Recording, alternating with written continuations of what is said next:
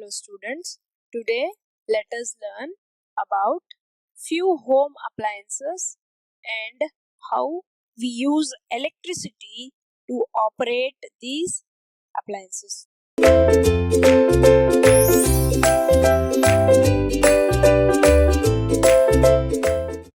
The first one which we will discuss is the geyser.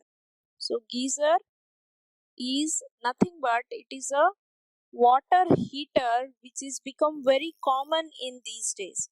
So how this geyser work?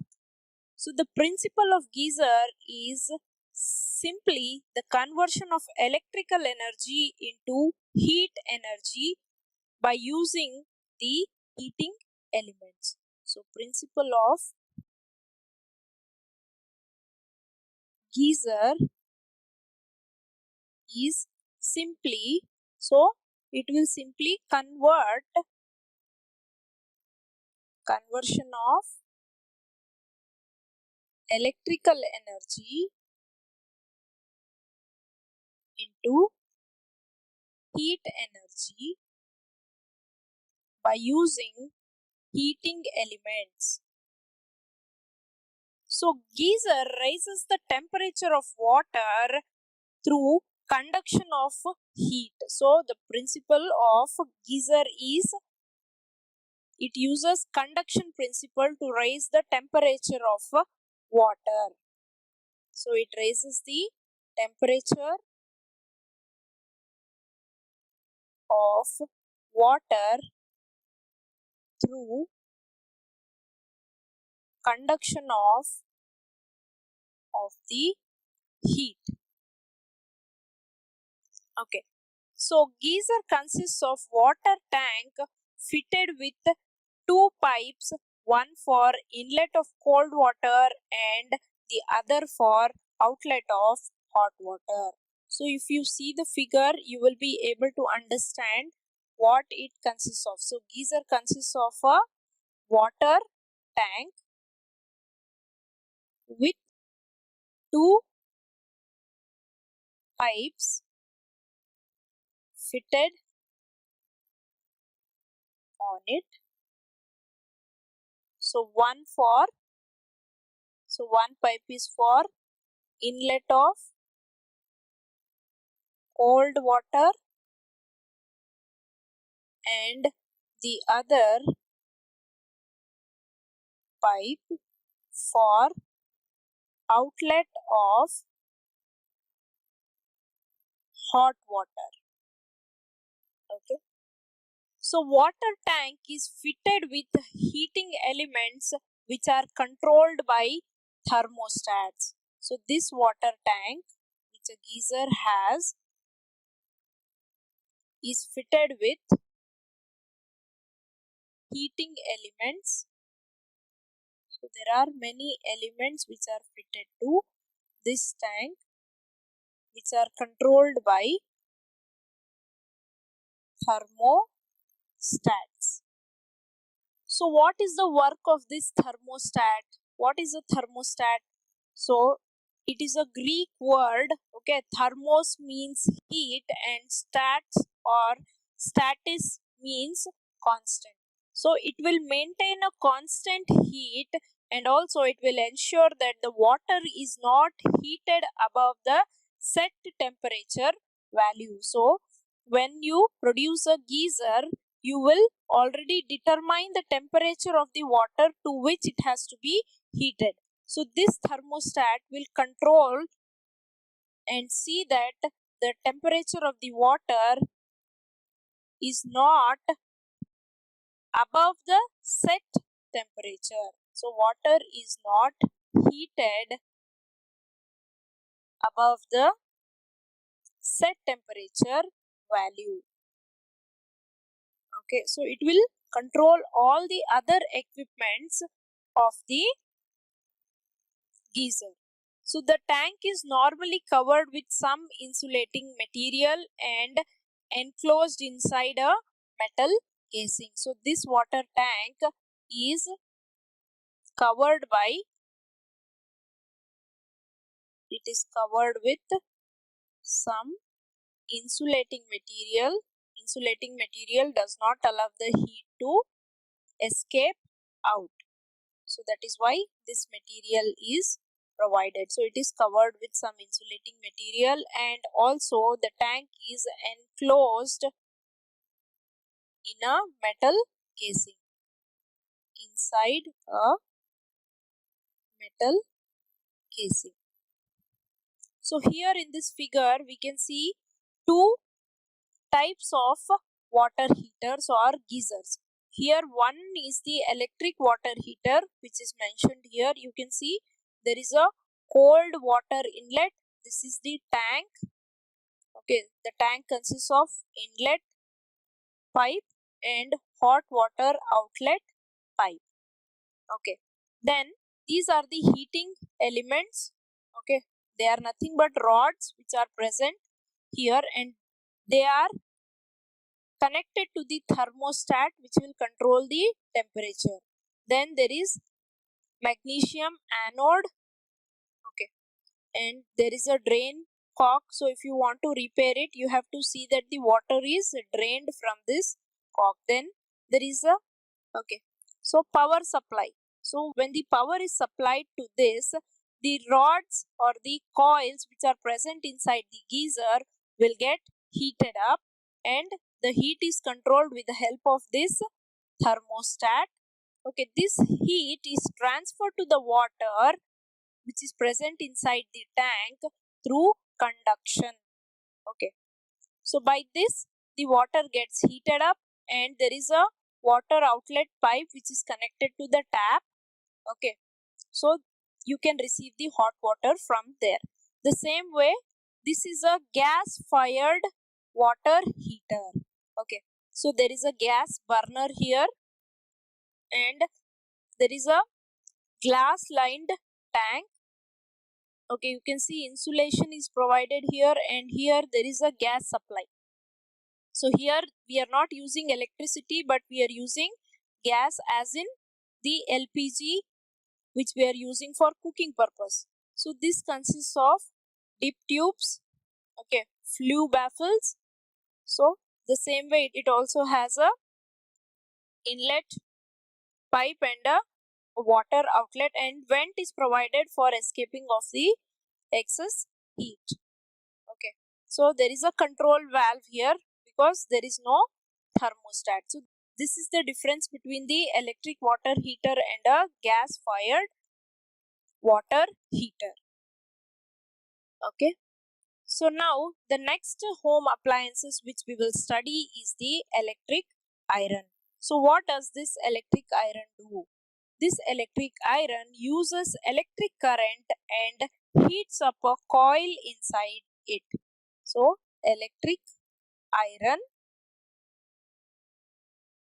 uses electric current. So that is nothing but it is using electricity to heat up a coil which is present inside it. Okay, then this heat which is present in the coil, okay, when the coil gets heated up, this heat is transferred to the base plate which is pressed against the cloths to remove fresses. So the heat from the coil, heat is transferred to the base plate which is pressed against the clothes to remove creases. Okay. The heat is transferred from the coil to the base plate through conduction. The heat is transferred from the coil. So what is the mechanism or what is the principle? It is heat is transferred to the base plate from the coil through conduction. So thermostat is present here in this iron, which will regulate the temperature in the electric iron. Thermostat, as I have discussed it in the geyser, the work of the thermostat is to regulate the temperature in an electric iron. So the basic function of the thermostat is to keep the heat constant in a given setting. So we keep on changing the setting in our electric iron. So for ironing cotton cloths, we increase the temperature of our iron, and if you want to iron linen, the temperature must be more. But if you want to iron the polyester cloths, then we will reduce the temperature. So it is to keep the heat constant in a given setting. So thermos is a Greek word which means heat, and status means constant. So a thermostat uses a bimetallic strip which is made up of two different types of metals. So here the thermostat uses a bimetallic strip, which is bimetallic means made up of two metals, different types of metals with dissimilar coefficient of expansion. So with a different coefficient of expansion, and they are bonded together. So the bimetallic strips are bonded together. Okay, they have different coefficient of expansion. So this means that when with the heat, these strips will expand differently. So when heated, the strips will expand differently. Expand differently. So here you can see this is the bimetallic strip which is provided here. Okay, so this is the contact spring. Okay, the contact point, it is closed point. So you can see here contact point is open. So when the strip is bent, you can see the contact point is open. When the strip is straight or flat, you can see the contact point is closed. So at ordinary temperatures, so when it is not heated, what happens is ordinary temperatures, the contact point is in physical contact with the bimetallic strip.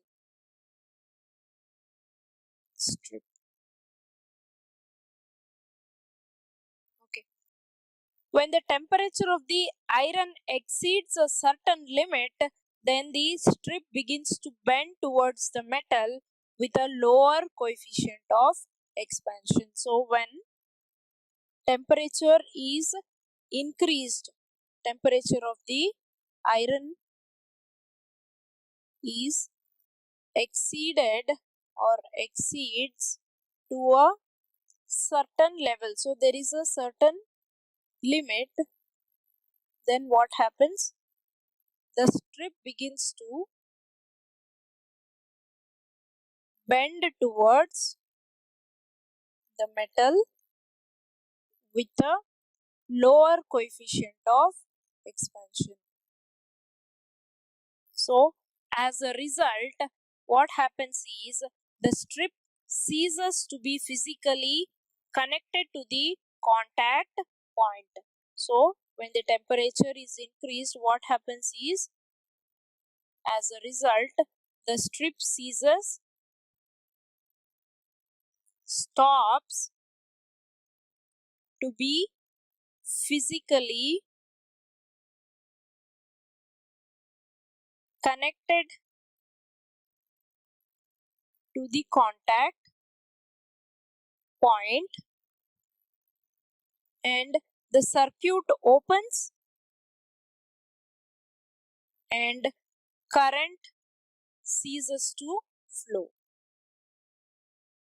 So if you want to lower the temperature, what do? You just change the settings. Then what actually is happening inside is the bimetallic strip which is present in the thermostat will not get in contact with the contact point. Okay, it will lose its physical contact. Then the circuit will get open and the current will stop flowing. So that is why the iron will not receive heat from the coil, and that is why it gets cooled down. So this is how the home appliance, that is the iron, works. So I hope you have understood the topic about the geyser and the iron. Thank you.